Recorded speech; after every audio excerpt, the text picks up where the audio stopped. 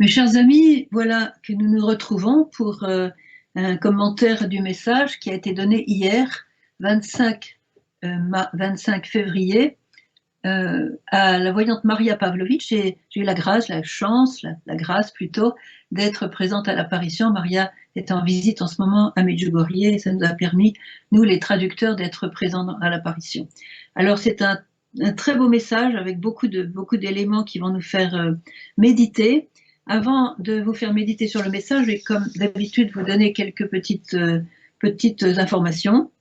Alors d'abord, je vais me faire opérer de la hanche, puisque ma hanche gauche nécessite une prothèse. Et oui, les vieilles voitures demandent d'avoir changer des pièces quelquefois. Donc j'ai déjà changé la pièce droite et maintenant il faut que je change la pièce gauche. Donc je vais partir en Italie pour ça. Et donc je ne pourrai peut-être pas être là le 26 mars. Peut-être que oui, peut-être que non. Alors ce qu'on a fait avec Yann et Gabi, on a décidé de faire le direct, de se sécuriser avec le 3 avril. Ça va vous rappeler des bons souvenirs, le direct du 3. Voilà. Donc, mais ça sera écrit sur les nouvelles que j'enverrai aussi en mars. Voilà. Donc, le 3 avril, retenez cette date. Ensuite, n'oubliez pas que le 18 mars, il y aura l'apparition annuelle de Myriana. C'est l'anniversaire de Myriana, mais surtout l'apparition annuelle. Et donc, branchez-vous aussi sur Medjugorje ce jour-là. Une autre chose que je voulais vous dire aussi, c'est que j'avais un petit peu abandonné la préparation de mon petit livret sur Saint-Joseph, mais je vais le reprendre pendant que je serai à la clinique. Je l'avais abandonné parce que je n'ai plus de secrétaire sur place, donc pour me faciliter la vie, j'avais laissé de côté. Mais si le Seigneur me donne encore du temps comme ça pour travailler, je vais pouvoir continuer sur Saint-Joseph, puisque c'est son année, et que ça tombe très très bien qu'on puisse parler de lui. Donc on fera quelques petites vidéos aussi de lui dès que je serai rentrée. Ensuite, une petite annonce aussi pour Marie, Mère de la Lumière. C'est une grande association avec notre ami Alberto. Donc, il m'a demandé de faire quelque chose pour le Vendredi Saint. Donc, Liane vous donnera le lien pour être branché. Donc, ce sera tous les prochains samedis, vers 8h du soir. Alors, branchez-vous aussi les samedis sur le lien que vous allez recevoir. Voilà, une dernière chose, j'ai capté quand même le désir de la Sainte Vierge de nous faire prier beaucoup plus et beaucoup mieux avec le cœur. Alors c'est pour ça que j'ai fait une série de litanies. Alors la litanie de certains saints, mais aussi la litanie sur le Père, la litanie sur la Vierge Marie, litanie sur Jésus, le nom de Jésus, la litanie sur la miséricorde, etc. Je vous invite à les regarder. J'ai vu que c'était encore assez peu regardé, mais sachez une chose, c'est qu'à chaque fois que vous allez honorer, louer le nom de Jésus, le nom de Marie, de l'Esprit Saint, etc., c'est comme un coup que vous donnez contre Satan. Ça diminue sa force, ça diminue son pouvoir, ça diminue sa puissance, donc il vous embêtera moins. Voilà, et c'est important qu'on rentre dans le combat spirituel. À propos de combat spirituel, je voudrais aussi vous recommander le petit livre que j'ai écrit, Le combat spirituel, voie express pour l'union à Dieu. Alors, ça c'est la copie en italien, mais elle est aussi en français. Donc aux éditions des Béatitudes, et elle ne coûte que 5 €. Donc pour 5 €, vous avez comment vous défendre contre Satan. Voilà. Bon, j'ai fini mes petites informations du direct. Maintenant, je vais vous lire le message. Et ce message vraiment va nous emmener vers Pâques d'une manière extraordinaire. Chers enfants, Dieu m'a permis d'être avec vous encore aujourd'hui pour vous appeler à la prière et au jeûne. Vivez ce temps de grâce et soyez témoins d'espérance, car, je vous le répète, petits enfants, par la prière et le jeûne, même les guerres peuvent être repoussées. Petits enfants, croyez et vivez ce temps de grâce dans la foi et avec la foi. Et mon cœur immaculé n'abandonne aucun de vous dans l'inquiétude, si vous avez recours à moi. J'intercède pour vous devant le Très-Haut, je prie pour la paix dans vos cœurs et l'espérance dans l'avenir. Merci d'avoir répondu à mon appel. Alors c'est très frappant de voir que la Vierge ne vient pas sans la permission de Dieu. Elle nous dit, Dieu m'a permis d'être encore avec vous aujourd'hui. Et ça m'a fait réfléchir, parce que depuis des années, ça va faire maintenant 40 ans au mois de juin, la Vierge apparaît. Elle apparaît tous les jours aux voyants, enfin certains voyants maintenant, et on s'est un petit peu habitué. Il y a des gens qui sont nés depuis 40 ans, ils ont toujours connu les apparitions quotidiennes de la Vierge. Et résultat, on le prend comme un dû. Ça n'est pas un dû. Parce que n'oubliez pas que la Vierge avait dit qu'elle allait s'en aller, et qu'on pleurait pour n'ayant plus les messages, etc. Or, elle continue à venir. Je crois pouvoir deviner, attention, j'ai dit que je ne suis pas prophète et je ne veux pas le dire au nom de l'Église, mais je crois pouvoir deviner que le plan A de Dieu, il était différent au départ. Le premier plan, le plan A de Dieu, c'était d'envoyer sa mère, c'était qu'on réponde à l'appel de sa mère. On n'a pas très bien répondu, il faut bien le dire. Il y en a beaucoup qui ont abandonné la Vierge comme elle l'a dit elle-même. Donc le Seigneur a dû créer un plan B, c'est-à-dire prolonger sa venue pour que davantage d'âmes soient sauvées. Donc nous sommes maintenant dans le plan B. Vous savez que une fois j'avais eu vent d'une personne qui recevait des messages du Seigneur, et une personne qui était vraiment très proche du Seigneur, et cette personne était grand-mère. Elle avait des activités civiles, c'était pas une religieuse, c'était pas une moniale, c'était pas une consacrée, c'était une personne mariée avec des enfants et des petits-enfants. Et je lui dis, tu vois, en ce moment, le Seigneur, je vois qu'il prend aussi des laïcs pour donner ses messages et tout ça. Alors, oui, mais quand il a commencé à me parler, moi je lui dis, mais pourquoi tu prends une laïque, pourquoi tu prends une grand-mère alors que tu as des religieuses dans les couvents? Et il m'a répondu, eh bien, j'avais un plan A, c'était de demander à une moniale. Elle n'a pas voulu. Après, j'ai fait un plan B, c'était toi, puisqu'on avait pas. Alors, le plan B, c'était. Alors, une fois, j'avais demandé au Seigneur, mais tu sais, tu aurais pu te prendre mieux pour faire ce que je fais maintenant, tu aurais pu trouver mieux, hein, comme instrument. Alors, je lui ai dit, alors, j'ai bien conscience que quand tu m'as choisi, c'est pas le plan A pour toi, c'est certainement le plan B. Et j'ai cru comprendre qu'il me disait non, rassure-toi, c'est le plan C.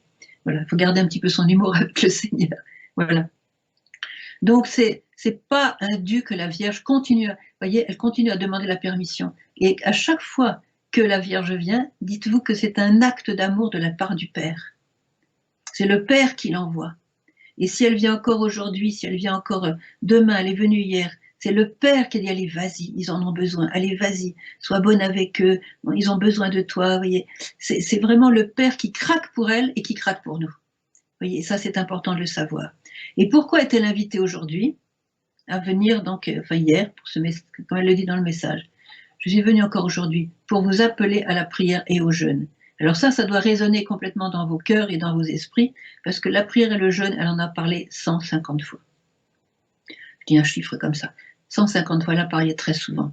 Ça veut dire qu'on ne le fait pas, on est rentré dans le carême, et voilà que le carême est déjà commencé, elle doit nous répéter, chers enfants, la prière et le jeûne. Oui, c'est le but de sa venue hier, de nous le répéter. Alors, quand on me dit, oui, mais la Vierge répète, etc. Toutes les mamans répètent. Je dis toujours à ceux qui se plaignent que la Vierge répète, si je vois quelqu'un quelqu'un d'adulte, je lui dis, mais tu te plains que la Vierge répète, mais c'est une maman. C'est une maman, elle répète jusqu'à ce que l'enfant comprenne. Regarde, quand tu étais petit, combien de fois ta maman t'a dit, arrête de mettre tes doigts dans ton nez.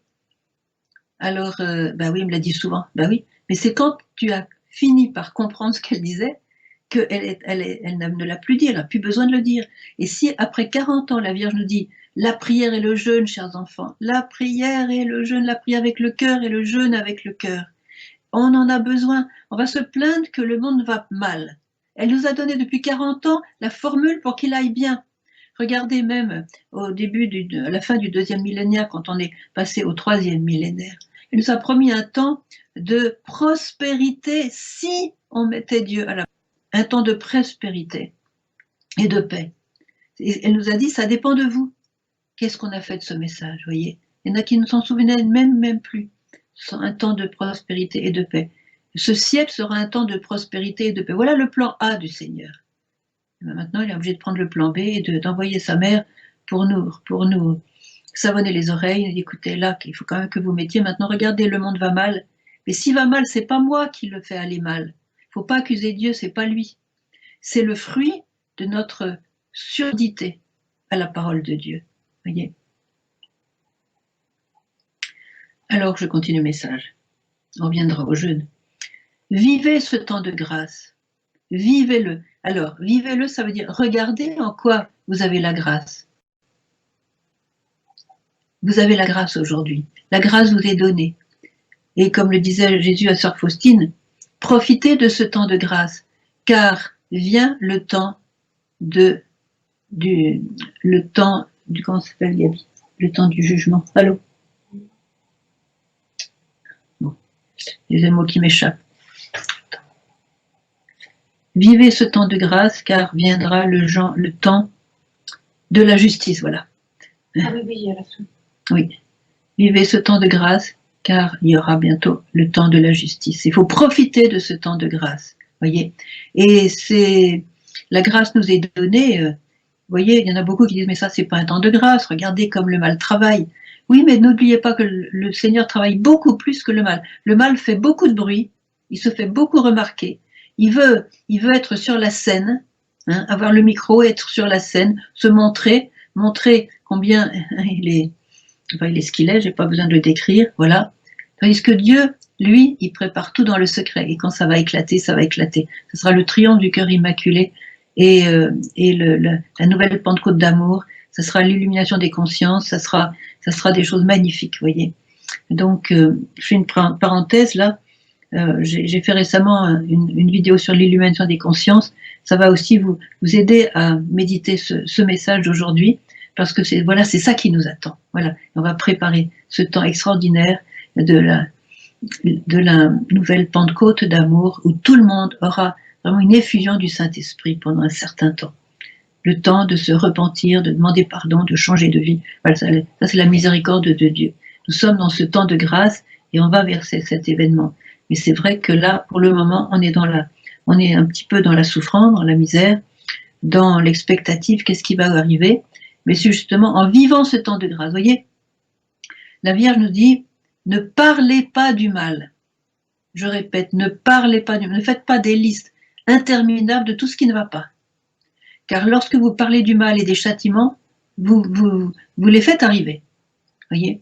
Non, parlez du bien. Et Witzka me le disait une fois, ne parlez pas du mal, mais parlez du bien, parce que quand vous parlez du bien, vous faites fondre le mal. Et ça, c'est une des armes à ne pas oublier. Parce que quand on parle du mal, Satan est trop content. On parle de ses œuvres, on dit combien il est fort, combien il a réussi, combien c'est son victoire, ceci, cela. Il est vraiment, voilà, je suis vraiment bien, quoi. J'ai gagné, j'ai réussi mon coup, quoi.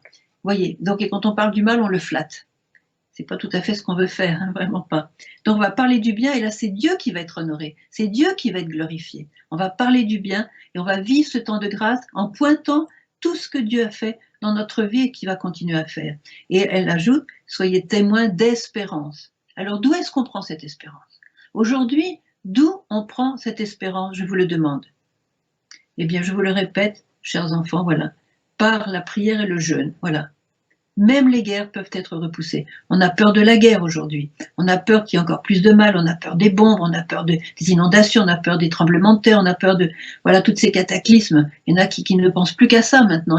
Alors dans les médias, bref, partout quoi. On est envahi, bombardé par toutes ces choses-là. Comme si Dieu n'existait pas et que Satan était devenu le maître du monde. C'est le créateur, mes chers amis, le maître du monde. Il a son plan. Voilà. Mais s'il laisse Satan agir, c'est parce qu'on ne l'a pas bloqué. C'est parce qu'on ne l'a pas bloqué avec le jeûne et la prière, qui sont les deux armes numéro 1 et 2, qui sont même des armes jumelles, pour empêcher la guerre et repousser la guerre. Alors là, on a été très frappés, nous les traducteurs, parce que c'est la première fois que la Vierge nous dit même les guerres peuvent être repoussées. D'habitude, elle dit peuvent être arrêtées ou empêchées. Empêchées et arrêtées. Et cette fois-ci, elle nous dit les guerres peuvent être repoussées. Donc, quand on repousse quelqu'un, c'est qu'il est déjà là.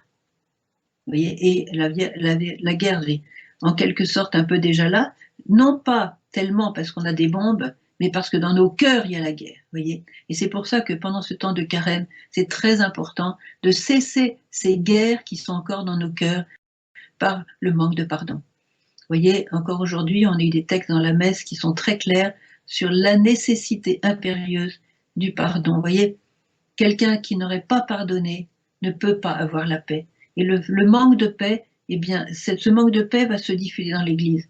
Par contre, comme l'a dit la Vierge au moment de la, je crois qu'elle l'a dit au moment de la guerre du Golfe, pour ceux qui se souviennent, la Vierge a dit, lorsqu'il y a une guerre qui éclate quelque part, c'est parce que déjà vous avez la guerre dans vos cœurs. Chers enfants, si vous faites la paix d'abord dans vos cœurs, alors la guerre s'arrêtera à l'extérieur aussi. Et elle a aussi dit que la paix de vos cœurs, lorsque vous réconciliez avec Dieu et avec vos frères, que vous faites la place nette de toutes les amertumes, tous les contentieux qu'on peut avoir avec l'un ou l'autre, on va faire vraiment place nette dans ce carême avec la confession, avec le repentir, voyez. Eh bien, à ce moment-là, la paix de votre cœur va couler comme un fleuve sur le monde entier. Vous vous rendez compte de ce message, ma paix, parce que j'ai pardonné à mon ennemi, parce que j'ai prié pour lui, parce que je lui veux du bien, et parce que j'ai confessé mon péché de l'avoir regardé de travers, vous voyez, d'avoir gardé cette amertume pendant un certain temps, eh bien j'ai fait la paix avec Dieu, avec mon frère, eh bien cette paix dans mon pauvre petit cœur de sœur Emmanuel, ça va être un fleuve qui va se répandre sur le monde entier. Est-ce que c'est pas extraordinaire ce qu'elle nous dit? Vous voyez, extraordinaire. C'est une invitation pour chacun de nous. Alors, par la prière et le jeûne, même les guerres peuvent être repoussées. Vous voyez, c'est important. On reprenne, j'ai fait ce petit livre, excusez-moi, c'est pas pour faire de la pub, mais j'ai bien expliqué tout ce que dit la Vierge sur le jeûne. Le jeûne le mercredi, le vendredi, au pain et à l'eau. Si on ne peut pas prendre de pain, on prend autre chose. L'important, c'est de vraiment vivre ce jeûne avec le cœur. Je vais vous lire tout à l'heure aussi un jeûne qui plaît à Dieu, qui est le jeûne aussi du cœur, pas seulement des aliments. Voyez. Alors, et puis, et surtout, ne gardez aucune peur dans votre cœur. Voilà.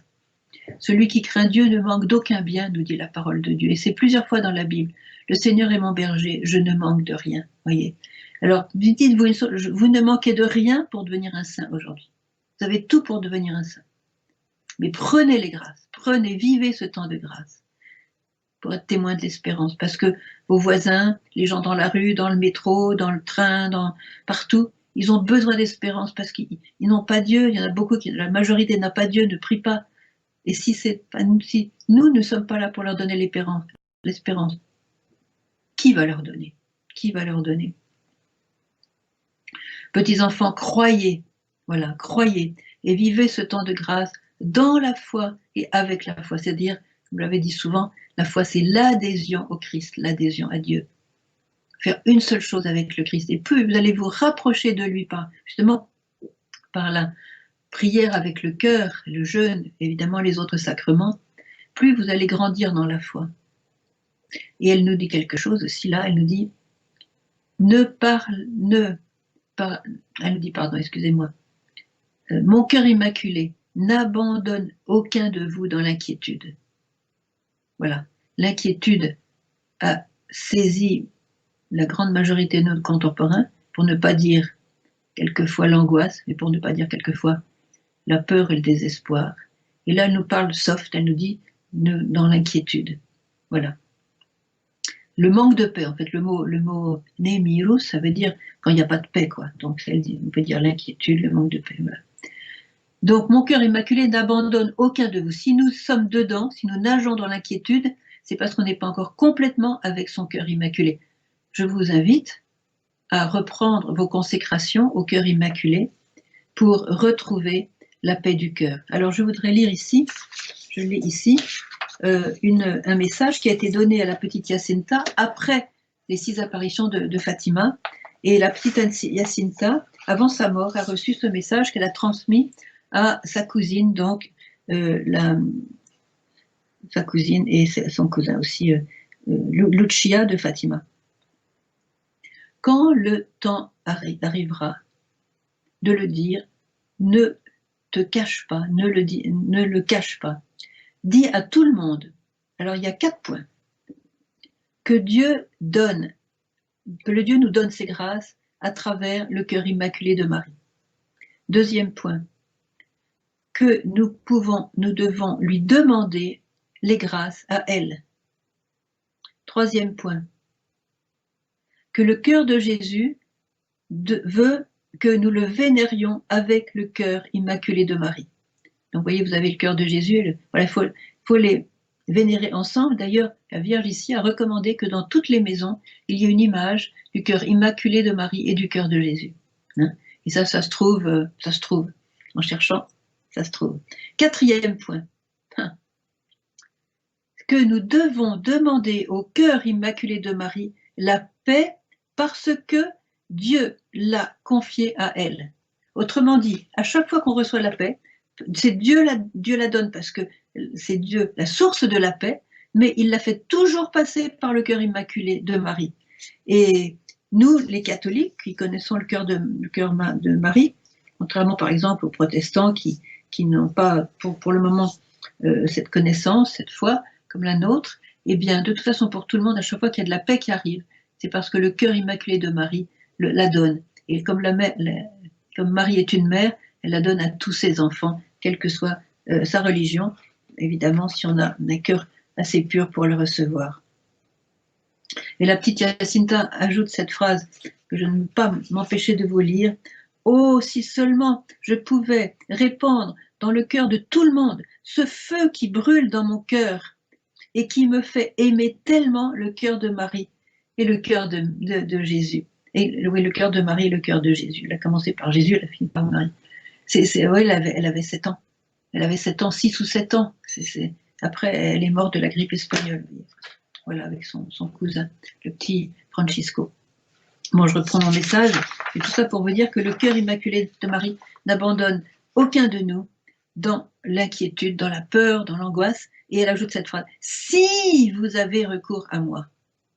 Vous voyez, ça me rappelle les apparitions de la rue du Bac. Vous savez que la rue du Bac, que la Vierge est apparue rue du Bac à Sainte-Catherine-Labouré. C'est une petite paysanne qui était rentrée dans cette communauté et elle était assez ignorante, très très simple. Et elle a vu la Vierge et la Vierge portait des anneaux à ses doigts. Et ces anneaux reflétaient des rayons, lançaient des rayons très lumineux. Et elle avait remarqué que certains anneaux de ses mains, ne lançaient aucun rayon. C'est des rayons, des anneaux qui étaient sombres, voyez, aucune lumière. Elle a posé la question, pourquoi certains anneaux ne lancent pas des rayons de lumière comme les autres? Et la Vierge a répondu, ce sont les grâces qu'on ne m'a pas demandées.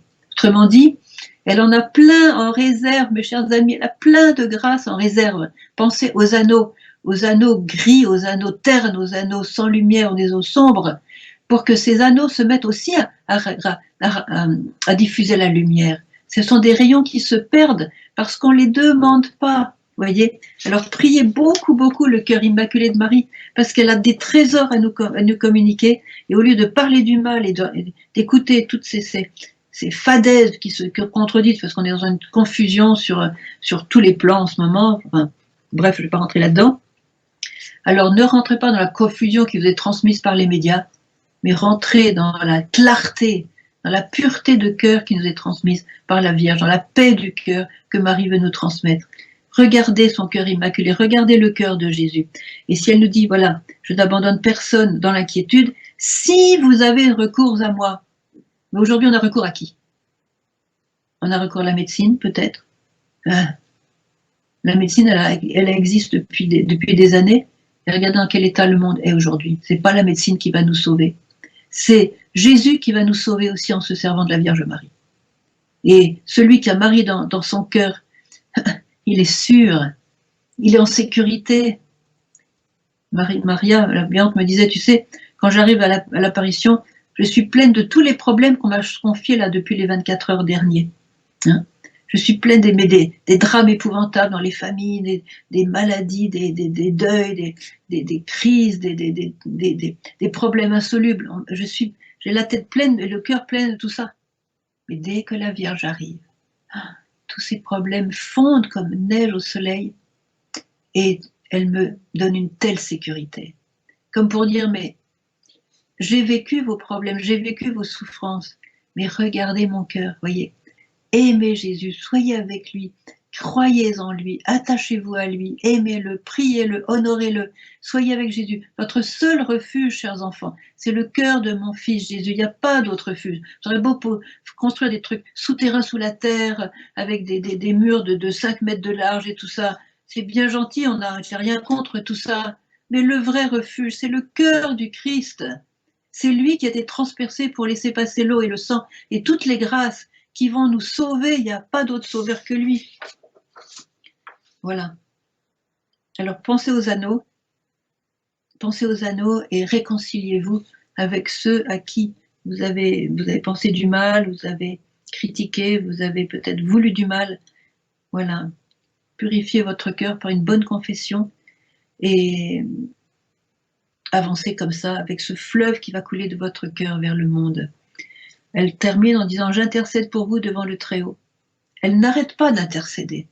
Elle n'arrête pas parce qu'elle voit nos misères, elle voit nos besoins. Elle n'arrête pas. Et quelquefois on lui dit « Ne te fatigue pas », mais elle ne se fatigue jamais.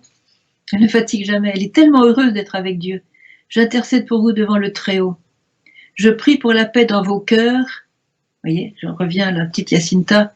C'est elle qui a dans son cœur la paix de Dieu à transmettre au monde entier. Et je prie pour la paix dans vos cœurs. Elle prie pour chacun de nous. Elle prie nominalement pour chacun de vous. Et quand je dis ça, qu'est-ce que ça veut dire? Ça veut dire qu'elle prie pour vous comme si vous étiez seul au monde. Comme si elle n'avait que vous à s'occuper. C'est extraordinaire. Et quand vous lui demandez la paix, elle va se pencher sur vous, votre prière. Elle va voir si votre cœur est ouvert à cette paix, si vous allez faire ce qu'il faut, donc la réconciliation pour cette paix. Et elle va donner toute l'abondance de paix dont elle déborde absolument. Et vous allez la recevoir et c'est un fleuve qui va vous habiter et qui va jaillir de votre cœur dans le monde entier. Alors attention, il n'y a pas que la paix. Je prie pour la paix dans vos cœurs et quoi? Et l'espérance dans l'avenir. Alors là, elle a touché le clou, hein. L'espérance dans l'avenir. Merci d'avoir répondu à mon appel. Ben oui, elle a touché le point névralgique d'aujourd'hui, l'espérance dans l'avenir. Qui de vous a une espérance joyeuse dans l'avenir? Levez le doigt. Heureusement, je ne vous vois pas. Heureusement que je ne vous vois pas. Gabi, t'as pas levé le doigt? Ah oui, bon, ça va. Gabi a levé le doigt, on est bon. Elle a joué ses deux mains, oui, c'est bien. Donc, alors pensez-y. Elle prie pour qu'on ait l'espérance dans l'avenir. On a un bel avenir devant nous, mes chers amis.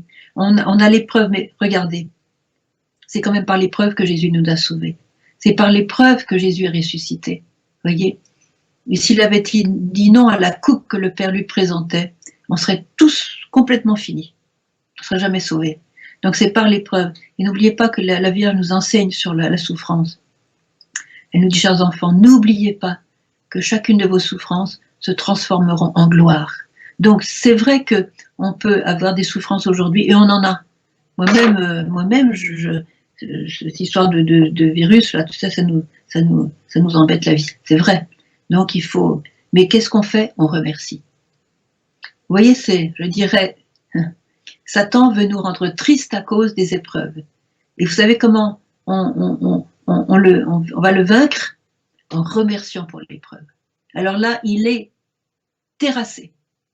Quand il voit que dans l'épreuve, on remercie Dieu, en disant « Seigneur, je te remercie pour la manière dont tu vas utiliser cette épreuve, et je te glorifie parce que toi, tu as souffert, et je peux mêler mes propres souffrances aux tiennes, qui sont glorieuses, tes plaies sont glorieuses, fais de mes plaies des plaies glorieuses. Et je te remercie de me donner l'occasion de souffrir avec toi pour être glorifié avec toi. » Alors là, Satan, là, il est complètement terrassé. Vous voyez? Et c'est comme ça qu'on prend la victoire. C'est comme ça qu'on prend la victoire. Et Marie nous dit, voilà, l'espérance dans l'avenir.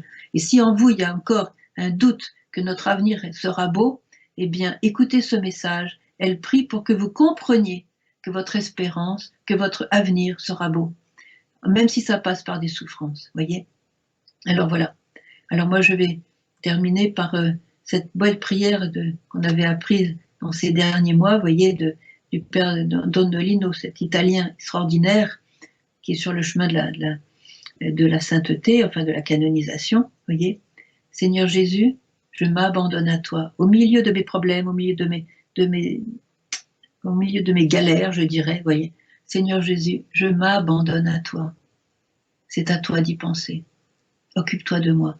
Le Seigneur est mon berger, je ne manque de rien. J'ai toutes les grâces, et ce temps de grâce, je veux le vivre. Et avec Marie, je vais être témoin d'espérance. Voilà. Et pour cela, je vais écouter son appel, je vais recommencer à prendre au sérieux la prière avec le cœur, le jeûne avec le cœur. Alors, on a encore combien de temps, Yann?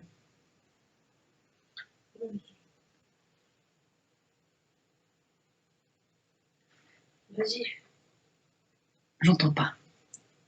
J'ai encore 2 minutes. Si j'ai encore 2 minutes, je vais vous lire un texte que j'ai reçu, donc ça va juste 2 minutes, c'est bien, pour vous aider à vivre le jeûne la meilleure manière pour plaire à Dieu. Écoutez bien. Nous allons pouvoir nous décider pour Dieu en esprit et vérité. Alors, évite de juger les autres, découvre en eux la présence du Christ. Évite toute parole blessante, ne prononce que des phrases qui guérissent. Abstiens-toi du mécontentement, remplis ton cœur de gratitude. Abstiens-toi de la colère, arme-toi de patience. Abstiens-toi de ton pessimisme, remplis ton cœur d'espérance chrétienne.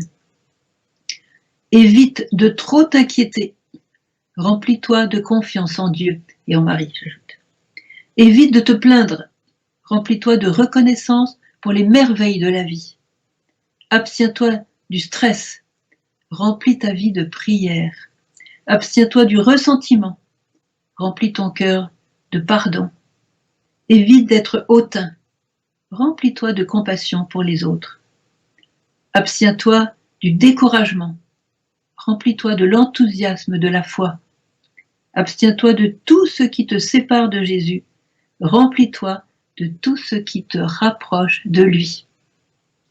Faites ça et vous ferez le meilleur des jeûnes, en plus du jeûne au pain et à l'eau qui va vous donner la force de faire ça.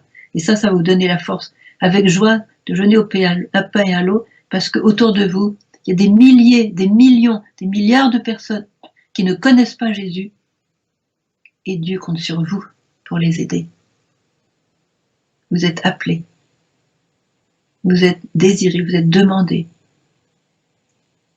Alors, ne lui manquons pas par notre absence. Alors écoutons cet appel de la Vierge Marie.